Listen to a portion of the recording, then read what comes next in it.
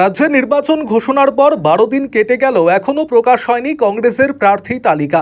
Trinamool, BJP এবং বামেরা vote প্রচারে নেমে গেল এখনও কার্যত থমকে কংগ্রেসের ভোট প্রচার। এই পরিস্থিতিতে প্রার্থী ঘোষণার আগেই মালদা বিধানসভায় দেখা গেল প্রার্থীর নাম দিয়ে দেওয়াল লিখন। মালদা বিধানসভার প্রাক্তন বিধায়ক ভূপেন্দ্রনাথ হালদারকে প্রার্থী হিসেবে ঘোষণা করে দেওয়াল লিখন শুরু হয়েছে মালদা বিধানসভার বিভিন্ন এলাকায়। ভোট প্রচারে অন্য দলগুলির চাইতে পিছিয়ে থাকতে নারাজ কংগ্রেসের নেতৃত্ব এবং কর্মীদের একাংশ। প্রার্থী ঘোষণার আগের দেওয়াল লেখাতেই এ কথা স্পষ্ট। যদিও এআইসিসির নাম ঘোষণার আগে এভাবে দেওয়াল লিখন সমর্থন করেন না বলে দাবি মালদা জেলা কংগ্রেসের সহসভাপতি ভূপেন্দ্রনাথ হালদারের। তার দাবি, কংগ্রেস কর্মীরা আবেগতাড়িত হয়ে এভাবে দেওয়াল লিখন করেছে। অন্য রাজনৈতিক দলগুলি প্রচারে নেমে পড়াতেই নিচুতলার কর্মীদের মধ্যে এমন আবেগ স্বাভাবিক। তার আরও দাবি, কংগ্রেস প্রথম থেকেই বলে এসেছে আগে ভোটাধিকার পরে ভোট, তাই প্রার্থী তালিকা প্রকাশের কিছুটা দেরি হচ্ছে। এদিকে প্রার্থী ঘোষণার আগেই দেওয়াল লিখনকে কটাক্ষ করেছে বিজেপি।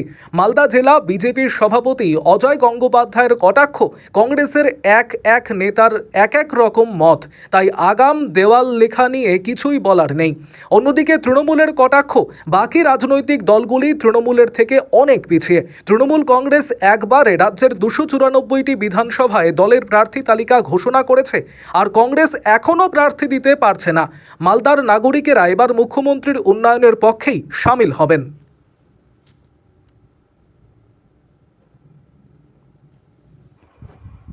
আরও আপডেট থাকতে আমাদের ভিডিও শেয়ার ও ফেসবুক পেজটিকে লাইক করে ফলো করে দিন। জিনিস দেখলাম যে আপনার এখনো কংগ্রেসের প্রার্থী তালিকা গোটা রাজ্য জুড়ে ঘোষণা হয়নি, কিন্তু আপনার দেওয়াল লেখন শুরু হয়ে গেছে আপনার নামে পুরো ওল্ড মালদা জুড়ে। বিষয়টা কি? অ্যাকচুয়ালি দেখুন, কোন কর্মী কিভাবে এই দেওয়াল লিখন করেছে সেটা তো আমাদের জানা নেই। তো বিষয়টা হচ্ছে যে তো কর্মীদের আবেগ, কেউ হয়তো লিখেছে, কিন্তু আমরা আমাদের একটা জাতীয় কংগ্রেসের প্রার্থী পদ যেদিন যখন ঘোষণা হবে তখন থেকে সে প্রার্থী হবে। এখন যদি কোনো কর্মী আবেগবশত লিখে ফেলে, সেটা তো কর্মীর আবেগকে তো আমরা ভাবাবেগকে তো আঘাত করতে পারি না। তবে এটা ঠিক নয় যে যেহেতু প্রার্থী পদ যেদিন ঘোষণা করবে আমাদের এআইসিসি, সেদিন থেকে সে প্রার্থী হবে। ধৈর্যের কি বাঁধ ভাঙছে আপনাদের? দেরি, অনেক দেরি। কি ঘোষণা তো অনেক দিন আগে হয়ে গেছে। এটা ঠিক যে কংগ্রেস তো একটা আবেগের সাথে, কংগ্রেস যারা কর্মীরা আছে, লিডাররা আছে, সাধারণ সমর্থক যারা আছে, একটা আবেগ জড়িয়ে আছে। অন্যান্য রাজনৈতিক দল যখন ময়দানে, সেখানে আমাদের যেহেতু প্রার্থী পদ ঘোষণা করতে দেরি হচ্ছে, এটা সবার জানা দরকার যে আমাদের দলের ঘোষণা ছিল বিশেষ করে আগে ভোটাধিকার পরে ভোট, কিন্তু যখন ভোটাধিকার নিয়ে ভোটাররা চিন্তিত, সেইখানে দাঁড়িয়ে জাতীয় কংগ্রেস ভোটাধিকারের ভোট রক্ষা করার জন্য লড়াই নিয়ে আজকে আমরা আমাদের প্রার্থীপদ প্রকাশ করতে দেরি হচ্ছে। কারণ আগেও বলেছি, আমরা এখনো বলছি, আগে ভোটার পরে ভোট। এই ভোটারদেরকে ভোটাধিকার রক্ষার জন্য কংগ্রেস এখনো সেই জায়গায় দাঁড়িয়ে আছে, কিন্তু অন্যান্য রাজনৈতিক দল ময়দানে নেমে তারা ভোট প্রচার করছে। হচ্ছে যে মালদা মুর্শিদাবাদ এই দুই জায়গায় কংগ্রেসের একদম ভিত বলা যায়। সেখানে এক দেখা গেছে যে অধীর রঞ্জন চৌধুরীর দেওয়াল লেখন হয়ে গেছে, এরপর দেখা গেল অর্জুন হালদারের, ভূপেন্দ্রনাথ হালদারেরও দেওয়াল লেখন হয়ে গেছে। আপনারা কি দলের সিদ্ধান্তে এত পিছিয়ে আছেন বলে কি নেমে পড়েছেন ময়দানে? না না না, এটা ঠিক নয়। আমি আবারও বলছি যে আমরা সারা বছর ময়দানে আছি। আমরা মূলত প্রতিদিন এখনো আমরা আমাদের জাতীয় কংগ্রেসের প্রচারে আছি। নির্বাচন আসবে, কে প্রার্থী হবে সেটা তো পরের ব্যাপার, কিন্তু আমরা প্রতিদিন আমাদের এলাকার কর্মী, সমর্থক, সাধারণ মানুষের সাথে আমরা সভা করছি, মিটিং করছি, সবই করছি। কিন্তু কোনো কর্মী যে তার আবেগ যে আমরা পিছিয়ে যাচ্ছি সেই বলে যদি কারো নাম লিখে দেয়, তো কর্মীর আবেগকে আমরা তো আঘাত করতে পারি না। তবে আবারও বলছি, আমাদের এআইসিসি যেদিন ঘোষণা করবে তিনি প্রার্থী হবে। যে মালদা বিধানসভা কেন্দ্রে নিজের সমর্থনে অর্জুন হালদার দেওয়াল লিখন করছেন, কি বলবেন? দেখুন, কংগ্রেস দল কি করবে এই ব্যাপারে তো আমাদের কোনো কিছু বলার নাই। একজন নেতা বলেছে যে কংগ্রেস বয়কট করবে, একজন নেতা প্রার্থী ঠিক হওয়ার আগে দেওয়াল লিখছে, আরেকজন নেতা বলেছে আমরা প্রয়োজনে বামপন্থীদের সঙ্গেও আতাত করতে পারি। সেই জন্য একটা দলের এত রকম যখন কথা, তখন সেই দল নিয়ে আমাদের কোনো কিছু বলাটাই আমাদের মনে হয় বোকামি হবে।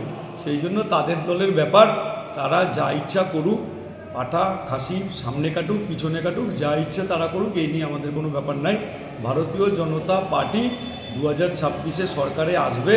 মালদা থেকে প্রচুর পরিমাণে বিধায়ক আমরা কলকাতাকে উপহার দেবো, এইটুকু আপনাদের জানিয়ে রাখলাম। দেখুন, পশ্চিমবঙ্গে বিধানসভা নির্বাচন ঘোষণার পরে সর্বপ্রথম সর্বভারতীয় তৃণমূল কংগ্রেস পশ্চিমবঙ্গের 294 কেন্দ্রে প্রার্থী ঘোষণা করে দিয়েছেন এবং সকল প্রার্থী প্রচার করছেন, উন্নয়নের কথা বলছেন এবং পুনরায় 26 সালে মমতা বন্দ্যোপাধ্যায় মুখ্যমন্ত্রী হবেন পশ্চিমবঙ্গের মানুষ সেটা নিশ্চিন্ত করে দিয়েছেন। বিজেপিও যেখানে অনেকগুলো প্রার্থী কেন্দ্রে প্রার্থী ঘোষণা করতে পারেনি, সেখানে কংগ্রেস এখন পর্যন্ত প্রার্থী ঘোষণা করতে পারেনি। মালদা কেন্দ্রে তারা প্রার্থী ঘোষণা করতে পারেনি, অথচ তারা প্রচার করছেন যে জাতীয় কংগ্রেসকে জেতান। যারা নিজেদের প্রার্থী ঘোষণা করতে পারেনি তারা কি মানুষের উন্নয়ন করবেন, আর মানুষের উন্নয়নের কথা মানুষের কাছে গিয়ে উন্নয়নের কথা বলবেন? তাই মালদা বিধানসভার যারা ভোটার, যারা সুনাগরিক, তারা এবার নিশ্চিন্ত করে নিয়েছেন যে এবার মমতা বন্দ্যোপাধ্যায় উন্নয়নে সামিল হবেন এবং সেই কেন্দ্র মালদা কেন্দ্রে তৃণমূল কংগ্রেসের প্রার্থীকে জয়যুক্ত করবেন এবং বিজেপি কংগ্রেসকে বিদায়ী করবেন। কারণ তারা জানেন যে ভোট নষ্ট করা যাবে না, ভোট তৃণমূল কংগ্রেসকেই দেবে তারা। তাই যেই চেষ্টা করছেন কংগ্রেস, আমরা তো মনে করি কংগ্রেস বিজেপির বি টিম হয়ে ওখানে কাজ করার চেষ্টা শুরু করে দিয়েছেন। তাই মালদা বিধানসভা কেন্দ্রে তৃণমূল কংগ্রেসই প্রার্থী জয়ী হবেন।